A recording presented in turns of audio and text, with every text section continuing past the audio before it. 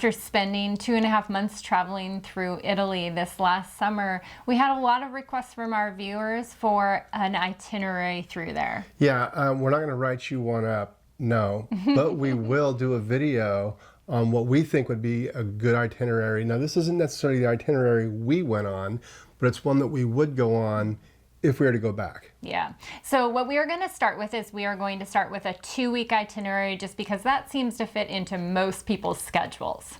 Yeah, and we'll get to a 3-week by the end of the video. Now, our suggestion of where to fly into and to start your adventure is to fly into Rome. And you're going to spend 2 nights in Rome. Now, I think 2 nights is probably enough.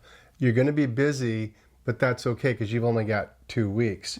So when you get to Rome, I think you're going to want to hit the Colosseum first. Yeah, Colosseum is a must-see. There's also the Pantheon. There is the Spanish Steps. There's the Trevi Fountain, which the Trevi Fountain, try and go in the morning. Yes, because, boy, at night, it gets busy. So plenty to go see and do. And when you are staying in Rome, the suggestion that we would have as far as a location to stay, because you are only there for 2 days, is centralize yourself kind of right there in the Old Town, which really has all of your main historic sites right near you. Yeah, except for one, and that's the Vatican. You will have to walk maybe 2 miles to get to the Vatican. There are Ubers and taxis, but there's also a lot of traffic. So you might save yourself time by getting in a walk. Okay, from Rome, you're going to want to jump on a train. You're going to want to head east to Bari, and you're going to want to spend 3 nights. Now, when we have you go to Bari, it's not necessarily because of Bari itself. Like, we weren't the biggest fan of that location, but it is the perfect place to centralize yourself so that you can go and explore Puglia. It's a great launch point. Right. It is a must-see area. So on day 1, when you arrive, you're going to just go and explore around Bari. But then on day 2, get on a train and go and explore some of the beach towns, which are absolutely beautiful. Yeah, and you're going to want to get on a bus on day 3 and go to the white houses, the white huts that you see when you Alberbello. When you're researching this. It is a really, really cool place. We found a nice little wine bar, had some really good wine. Sat there, it was sunny out that day. It was, It's beautiful. That was probably one of our favorite stops. But there are a lot of day trips that you can do from your location there. Now, where you want to centralize yourself as far as a place to stay is we stayed right next to the train station, which also really has you in walkable distance to the downtown area of Bari. So you're nice and close to everything. But boy, where we stayed, you could just cross over the street right there, and we were at the train station. So it was ideal. It's also a great point because that's where you catch your bus as well to go to Alberbello. Now you're going to get on a train and you are going to head to Florence. Florence, you're going to want to spend 3 nights because it is once again a great central point to put yourself to go and explore. Now the first thing you're going to want to do when you get there is you're going to want to go to the Florence Cathedral. Make sure you get your tickets online a day or 2 before. It'll save you some hassle because it does get crowded. That line gets incredibly long, so that's great advice.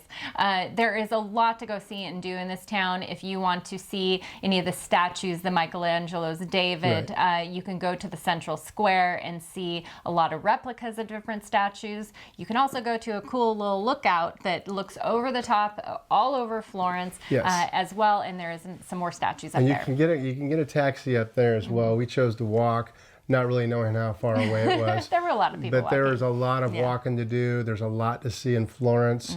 But again, make sure any of the things that cost you money that you have to buy a ticket for, jump online and do that ahead of time. Now on day 2, the thing that we highly suggest doing is you need to get out to some of the really cool villages that are around there.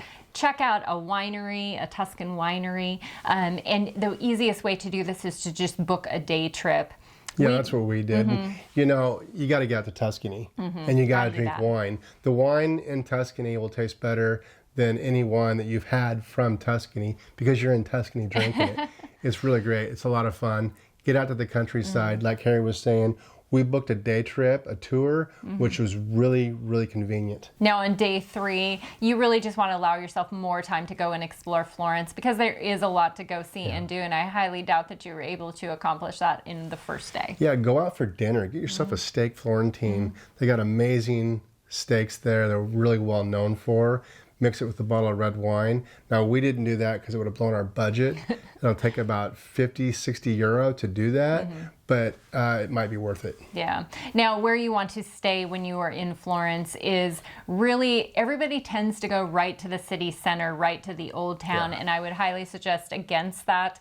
Where we stayed was on the other side of the river. You're still near all of the key points that you are going to want to see, but you're away from the craziness all day long. It still has you near great grocery stores and everything, so just kind of check out that area as a place to now, stay. I would not recommend the Airbnb we stayed in, but the area we stayed in was where you want to go. Was perfect. Yes. Now, from Florence, you're going to want to jump back on the train, easy train trip out to the coast to Cinque Terre. Now, there's 5 villages in Cinque Terre to explore, so you want to stay at least 2 nights. Yeah, definitely make sure you allow yourself the time to stay. We did try and make this as a day trip out of Florence, and that was a big mistake. We missed out on so much, being able to really just enjoy all of these really cute towns that all have something different to offer. There is a train that runs in between. Yeah, and you know what? You don't even have to take a train. There are trails that connect the towns. Now, it's going to be a long day hike, but you could do it. Yeah, it's a really popular thing to do when you're there, is to hike into between some of the towns. Once again, you do have to buy a ticket to get into this park area and to be able to access those trails. So that is something you'll want to do ahead of time. Now, when you are going, as far as where to stay, like we said, there's 5 villages. You can stay really in any of them and you'll be happy. The most popular place where a lot of people stay is in Rigamaggiore, I believe it's called, and that is the largest of the town. So it's going to have a little bit more going on because some of these towns are pretty small. So if you want a little more action at night, that would be the location for you. Yeah, if you're into the party scene.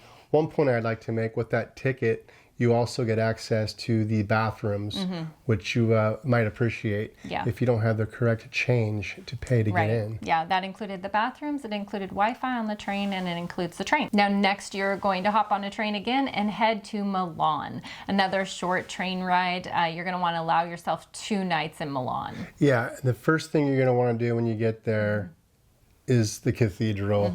Again, get your tickets online a day or 2 before. Get that ticket for the first showing in the morning because they do fill up. And I'll tell you what, it gets crowded. Yeah, it gets really crowded. And if you don't get them beforehand, just make sure that you also just maybe get there in the early morning. They're going to give you a time slot for that day. And then you can kind of go sightsee and then come back for your time slot, which is what we had to do. And it works, but ideally get them ahead. Yes. Yeah. So there is a lot to see and do here. Right next to the cathedral is also the Galleria. It is just a huge shopping mall with a lot of kind of higher end shopping. But if you don't want to do any higher end shopping like us, you can easily just look around because it is beautiful. This is also where you want to see Leonardo da Vinci's Last Supper. Again, you're going to have to buy tickets to do that, so get them online. Yeah. Now also the Brera district. This was a district that we just kind of stumbled across and absolutely fell in love with this area. It would be a great place to stay. It might run you a little bit more, but we really like the feel of that district. And if you don't stay there, just go walk through it. It's really cool. Yeah, it was our first, Milan was our first real experience in Italy. And this district made us feel like we were in Italy, if that makes sense, because it was very, very photogenic.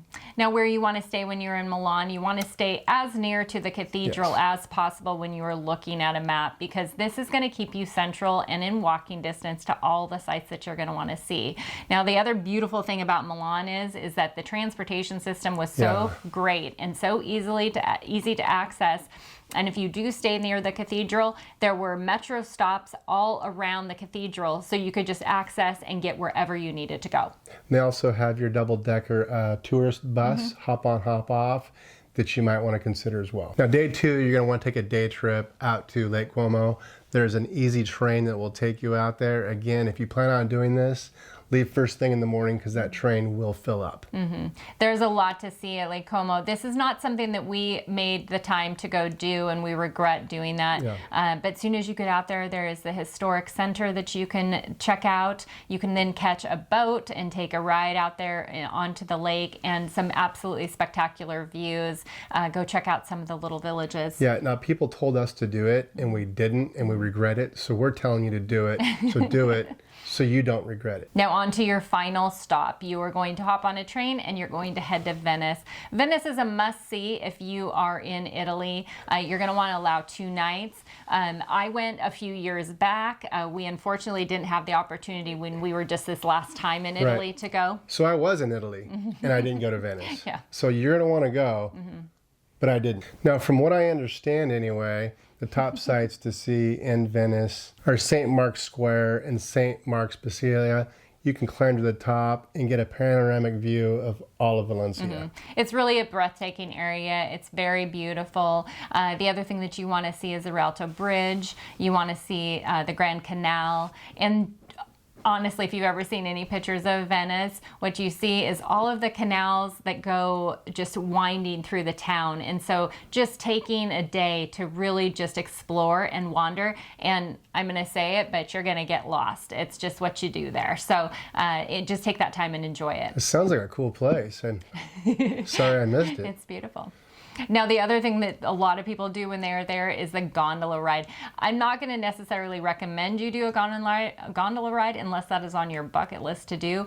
They are incredibly expensive, and I just sat back and watched and other people do the gondola ride, and that was actually pretty cool. Now, where to stay when you go to Venice, this is where I would stay if I ever went to Venice, would be San Marco Square. It's right in the middle of everything. It's within walking distance. You can get on those gondolas. You can go anywhere you want. Yeah, it just keeps you really central to everything, and you can walk and get where you need to be. So that's a good location to put yourself. Now, that ends our 2-week. And the one thing, if you're ready to go at this point, the one advice I'm going to give you is a kind of a fun little thing to do.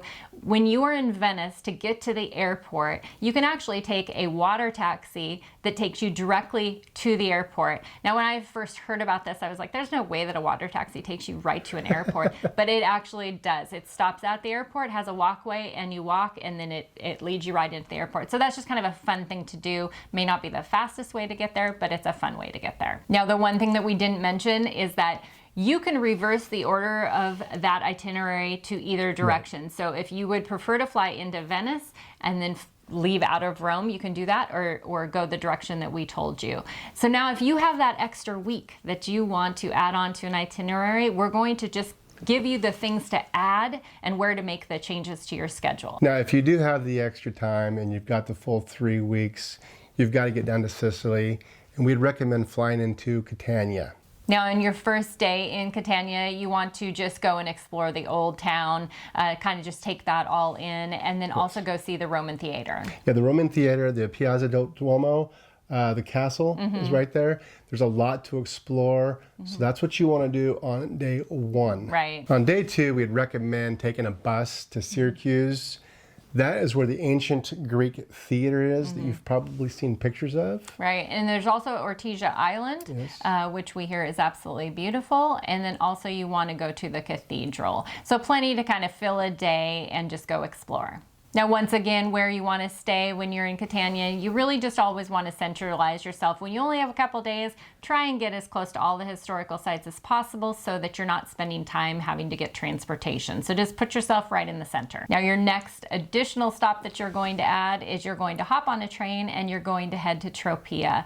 Now, Tropea is a small little beach town set up on a cliffside. Absolutely, really adorable. You're going to come in on the train, and kind of, as long as you make sure that you are staying right in the center of the main town, you're going to be within walking distance of the train station. So it's really easy. You can walk, and you can take a cab too if you're not able to make that walk, but it is walkable. Cute little town. We stayed in a boutique hotel with a little balcony that looked over everything. It was beautiful. Yeah, it was beautiful. Now, you're only there for 1 day, so make sure and get on a train that hopefully gets you there earlier in the day so that you can just spend that day exploring. 1 day is really enough, or 1 night is plenty. The next day, you're going to want to travel by train to the Amalfi Coast for 2 nights. Now, we've all seen images of the coast of Italy. Yeah. Got to get there. Yeah. So there are so many different areas that you can go and visit. You can go off Mari, you can go to Positano. And once again, all of these little villages have a little bit different to offer. They're all perched up on hillsides, looking over, colorful buildings, just beautiful. Ravello and Atrani are 2 other communities you want to get to. You can get there by bus. the buses run between all of these places. Now, as far as where you want to stay, you really can stay in any of these locations. Some of these areas can get a little expensive, and some of them can get really busy during tourist times. Another option of an area to stay is called Sorrento. It's set just right outside of there, makes it very easily accessible to go on day trips and explore the coastline, but you might have a few more options of places to stay. Yeah, and if you do take a bus through these communities, maybe take some Dramamine. Yeah. Because from what we understand, it's quite windy. It's very windy, yes. Okay, next you're hopping on a train again. You are heading to Rome and just follow the same 2-day itinerary that we gave you before. So now you've got more time. You're going to take that train to Bari and you're going to stay 4 nights. And on the 4th day, you're going to head down to Lecce. We had so many people when we were there because we didn't make it to Lecce, and we had so many recommendations from people that we had to make it down there. So unfortunately we didn't. We hope you do. Add that to your list of places to go to. Yeah, one of my good friends told us to get there, and again, we couldn't make it because of the Schengen time that we were there. So we had to cut that part out of our itinerary, but it comes highly recommended. Yeah.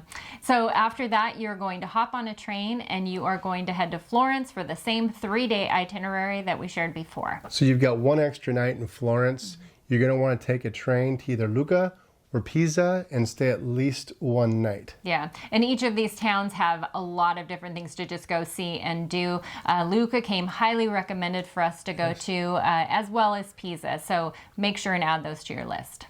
Okay, and next you are heading to Cinque Terre for 2 nights, and you're going to follow the same itinerary. From Cinque Terre, jump on the train and head to Milan, follow the same 2-night itinerary for the 2 weeks. And then you're heading to Venice for 2 nights as well, and just follow that same itinerary. Now, like we said, and that's where you're going to end your 3 weeks, but like we said, you can do these in either direction. So start on whichever side you want to start on. Now, there's a lot to do in Italy, obviously. We couldn't do it all, and we were there for 2 months. So we kind of did a condensed version on maybe what we should have done, maybe what we would do if we went back. Yeah, this was a nice condensed as far as the things we did that we absolutely loved, and probably the recommendations we received really highly that we just didn't have time to go do. And this is also just a suggestion of the days to spend. You can also, if you don't want to go to one place, but you want to spend more time in another, just kind of adjust it accordingly. Add a day here, take a day off there, and do what you need to do. Right. You know, Italy's a fantastic country. It's beautiful. There's a lot to do. There's a lot to see. Pick and choose what you want to do. And be safe. Yeah. We hope this helps you plan your upcoming trip to Italy. All right. Cheers. Cheers.